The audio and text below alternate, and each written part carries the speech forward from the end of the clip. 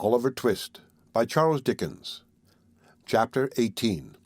How Oliver passed his time in the improving society of his reputable friends. About noon next day, when the Dodger and Master Bates had gone out to pursue their customary avocations, Mr. Fagin took the opportunity of reading Oliver a long lecture on the crying sin of ingratitude, of which he clearly demonstrated he had been guilty to no ordinary extent in wilfully absenting himself from the society of his anxious friends, and still more in endeavouring to escape from them after so much trouble and expense had been incurred in his recovery. Mr. Fagin laid great stress on the fact of his having taken when, without his timely aid, he might have perished with hunger, and he related the dismal and affecting history of a young lad whom, in his philanthropy, he had succoured under parallel circumstances, but who, proving unworthy of his confidence and evincing a desire to communicate with the police, had unfortunately come to be hanged at the Old Bailey one morning. Mr. Fagin did not seek to conceal his share in the catastrophe, but lamented with tears in his eyes that the wrong-headed and treacherous behaviour of the young person in question had rendered it necessary that he should become the victim of certain evidence for the Crown, which, if it were not precisely true, was indispensably necessary for the safety of him, Mr. Fagin, and a few select friends. Mr. Fagin concluded by drawing a rather disagreeable picture of the discomforts of hanging, and, with great friendliness and politeness of manner, expressed his anxious hopes that he might never be obliged to submit Oliver Twist to that unpleasant operation. Little Oliver's blood ran cold as he listened to the Jew's words, and imperfectly comprehended the dark threats conveyed in them. That it was possible even for justice itself to confound the innocent with the guilty when they were in accidental companionship he knew already, and that deeply laid plans for the destruction of inconveniently knowing or over-communicative persons had been really devised and carried out by the Jew on more occasions than one, he thought by no means unlikely, when he recollected the general nature of the altercations between that gentleman and Mr. Sikes, which seemed to bear reference to some foregone conspiracy of the kind. As he glanced timidly up and met the Jew's searching look, he felt that his pale face and trembling limbs were neither unnoticed nor unrelished by that wary old gentleman. The Jew, smiling hideously, patted Oliver on the head and said that if he kept himself quiet and applied himself to business, he saw that they would be very good friends yet. Then, taking his hat and covering himself with an old patched greatcoat, he went out and locked the room door behind him. And so Oliver remained all that day, and for the greater part of many subsequent days, seeing nobody between early morning and midnight, and left during the long hours to commune with his own thoughts, which, never failing to revert to his kind friends and the opinion they must long ago have formed of him, was sad indeed. After the lapse of a week or so, the Jew left the room door unlocked, and he was at liberty to wander about the house. It was a very dirty place. The rooms upstairs had great high wooden chimney-pieces and large doors with panelled walls and cornices to the ceiling, which, although they were black with neglect and dust, were ornamented in various ways. From all of these tokens, Oliver concluded that a long time ago, before the old Jew was born, it had belonged to better people, and had perhaps been quite gay and handsome, dismal and dreary as it looked now. Spiders had built their webs in the angles of the walls and ceilings, and sometimes, when Oliver walked softly into a room, the mice would scamper across the floor and run back terrified to their holes. With these exceptions, there was neither sight nor sound of any living thing, and often, when it grew dark, and he was tired of wandering from room to room, he would crouch in the corner of the passage by the street door to be as near living people as he could, and would remain there, listening and counting the hours until the Jew or the boys returned.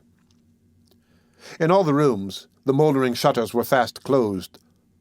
The bars which held them were screwed tight into the wood, the only light which was admitted stealing its way through round holes at the top, which made the rooms more gloomy and filled them with strange shadows.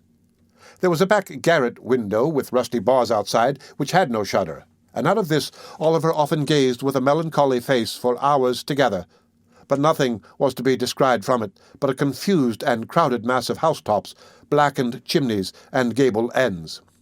Sometimes, indeed, a grisly head might be seen peering over the parapet wall of a distant house, but it was quickly withdrawn again, and as the window of Oliver's observatory was nailed down and dimmed with the rain and smoke of years, It was as much as he could do to make out the forms of the different objects beyond, without making any attempt to be seen or heard, which he had as much chance of being as if he had lived inside the ball of St. Paul's Cathedral.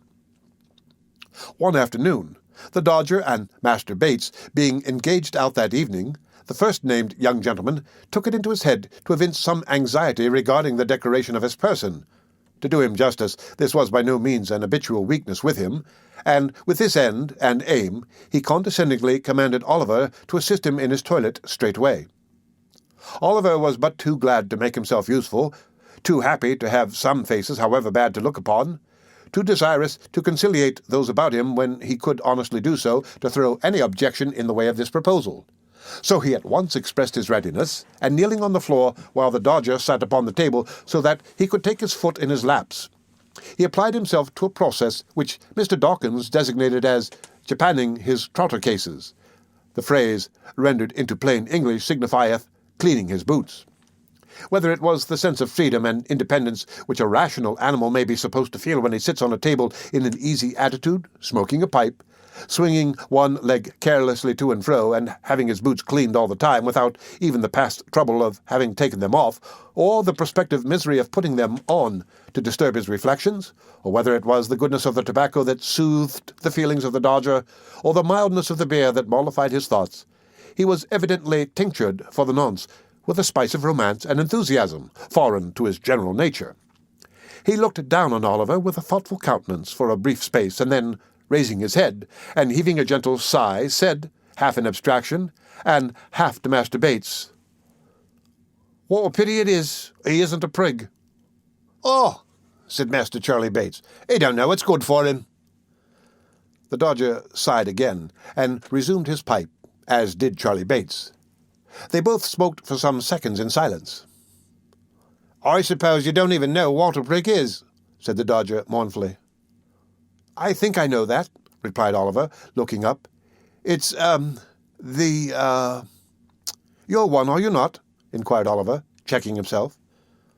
"I am," replied the Dodger. "I'd scorn to be anything else." Mr. Dawkins gave his hat a ferocious cock after delivering this sentiment, and looked at Master Bates as if to denote that he would feel obliged by his saying anything to the contrary. "I am," repeated the Dodger. "So's Charlie. So's Fagin, so's Sykes, so's Nancy, so's Bet. So we all are down to the dog, and he's the downiest one of the lot." "And the least given to preaching," added Charlie Bates. "I wouldn't so much as balk in a witness box for fear of committing himself. No, not if you tied him up in one and left him there without victuals for a fortnight," said the Dodger. "Not a bit of it," observed Charlie. "He's a rum dog. Don't he look fierce at any strange cove that laughs or sings when he's in company?" pursued the Dodger. "Won't he growl at all when he hears a fiddle playing? And don't he hate other dogs as ain't of his breed? Oh, no." "He's an out-and-out Christian," said Charlie. This was merely intended as a tribute to the animal's abilities, but it was an appropriate remark in another sense, if Master Bates had only known it. For there are a good many ladies and gentlemen claiming to be out-and-out Christians, between whom and Mr. Sykes' dog there exist strong and singular points of resemblance. "Well, well," said the Dodger, recurring to the point from which they had strayed, with that mindfulness of his profession which influenced all his proceedings. "This hasn't got anything to do with young Green here." "No more it has," said Charlie. "Why don't you put yourself under Fagin, Oliver?" "And make your fortune out of hand," added the Dodger with a grin. "And so be able to retire on your property and do the genteel as I mean to in the very next leap year but 4 that ever comes, and the 42nd Tuesday in Trinity week," said Charlie Bates. "I don't like it," rejoined Oliver timidly. "I wish they would let me go. I would rather go." "And Fagin would rather not," rejoined Charlie. Oliver knew this too well, but thinking it might be dangerous to express his feelings more openly, he only sighed and went on with his boot-cleaning. "Go!" exclaimed the Dodger. "Why, where's your spirit? Don't you take any pride out of yourself? Would you go and be dependent on your friends?" "Oh, blow that," said Master Bates, drawing 2 or 3 silk handkerchiefs from his pocket and tossing them into a cupboard. "That's too mean, that it is." "I couldn't do it," said the Dodger with an air of haughty disgust. "You can leave your friends, though," said Oliver with a half-smile, "and let them be punished for what you did." "That," rejoined the Dodger with a wave of his pipe, "that was all out of consideration for Fagin, 'cause the traps know that we work together, and they might have got into trouble if we hadn't made our lucky.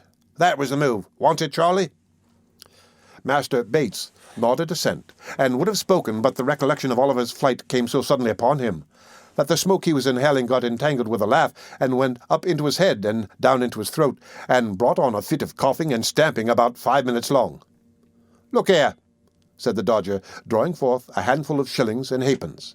"Here's a jolly life. What's the odds where it comes from? Here, catch hold. There's plenty more where they come from. You won't you? Oh, you precious flat." "It's naughty, ain't it, Oliver?" inquired Charlie Bates. "He'll come to be scragged, won't he?" "I don't know what that means," replied Oliver. "There's something in this way, old fella," said Charlie. As he said it, Master Bates caught up an end of his neckerchief, and holding it erect in the air, dropped his head on his shoulder, and jerked a curious sound through his teeth, thereby indicating by a lively pantomimic representation that scragging and hanging were one and the same thing. "That's what it means," said Charlie. "Look how he stares, Jack." "I never did see such prime company as that here boy. He'll be the death of me. I know he will." Master Charlie Bates, having laughed heartily again, resumed his pipe with tears in his eyes. "You have been brought up bad," said the Dodger, surveying his boots with much satisfaction when Oliver had polished them. "Fagin will make something of you, though, or you'll be the first he ever had that turned out unprofitable. You better begin at once, or you'll come to the trade long before you think of it, and you're only losing time, Oliver." Master Bates backed this advice with sundry moral admonitions of his own, which, being exhausted, he and his friend Mr. Dawkins launched into a glowing description of the numerous pleasures incidental to the life they led, interspersed with a variety of hints to Oliver that the best thing he could do would be to secure Fagin's favour without more delay by the means which they themselves had employed to gain it. "And always put this in your pipe, Nolly," said the Dodger, as the Jew was heard unlocking the door above, "if you don't take fogels and tickers." "What's the good of talking in that way?" imposed Master Bates. "He don't know what you mean." "If you don't take pocket handkerchers and watches," said the Dodger, reducing his conversation to the level of Oliver's capacity, "some other cove will, so that the coves that lose 'em will be all the worse, and you'll be all the worse too, and nobody half a ha'porth the better, except the chaps what gets them, and you've just as good a right to have them as they have." To be sure," said the Jew, who had entered unseen by Oliver. "It all lies in a nutshell, my dear. In a nutshell. Take the Dodger's word for it. Yeah, he understands the catechism of his trade." The old man rubbed his hands gleefully together as he corroborated the Dodger's reasoning in these terms, and chuckled with delight at his pupil's proficiency. The conversation proceeded no further at this time, for the Jew had returned home accompanied by Miss Betsy and a gentleman whom Oliver had never seen before, but who was accosted by the Dodger as Tom Chitling, and who, having lingered on the stairs to exchange a few gallantries with the lady, now made his appearance.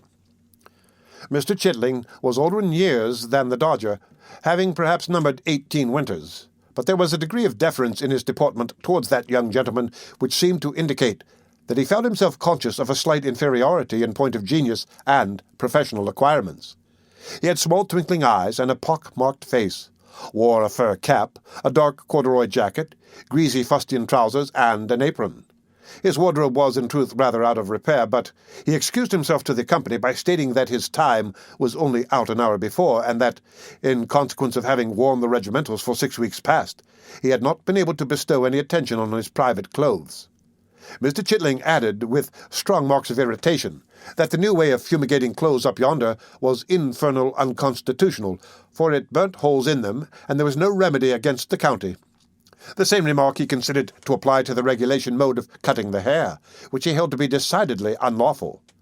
Mr. Chitling wound up his observations by stating that he had not touched a drop of anything for 42 moral, long, hard-working days, and that he wished he might be busted if he warn't as dry as a lime basket. "Where do you think the gentleman has come from, Oliver?" inquired the Jew with a grin, as the other boys put a bottle of spirits on the table. I don't know, sir," replied Oliver. "Who's that?" inquired Tom Chitlin, casting a contemptuous look at Oliver. "A young friend of mine, my dear," replied the Jew. "He's in luck, then," said the young man, with a meaning look at Fagin. "Never mind where I came from, young'un. You'll find your way there soon enough, I'll bet a crown." At this sally the boys laughed. After some more jokes on the same subject, they exchanged a few short whispers with Fagin, and withdrew. After some words apart between the last comer and Fagin, they drew their chairs toward the fire, and the Jew, telling Oliver to come and sit by him, led the conversation to the topics most calculated to interest his hearers. These were the great advantages of the trade, the proficiency of the Dodger, the amiability of Charlie Bates, and the liberality of the Jew himself. At length these subjects displayed signs of being thoroughly exhausted, and Mr. Chitling did the same, for the house of correction becomes fatiguing after a week or two. Miss Betsy accordingly withdrew and left the party to their repose. From this day, Oliver was seldom left alone, but was placed in almost constant communication with the two boys, who played the old game with the Jew every day, whether for their own improvement or Oliver's. Mr. Fagin knew best. At other times the old man would tell them stories of robberies he had committed in his younger days, mixed up with so much that was droll and curious that Oliver could not help laughing heartily, and showing that he was amused in spite of all his better feelings. In short, the wily old Jew had the boy in his toils. Having prepared his mind by solitude and gloom to prefer any society to the companionship of his own sad thoughts in such a dreary place, he was now slowly instilling into his soul the poison which he hoped would blacken it, and change its hue for ever. The end of Chapter 18 of Oliver Twist.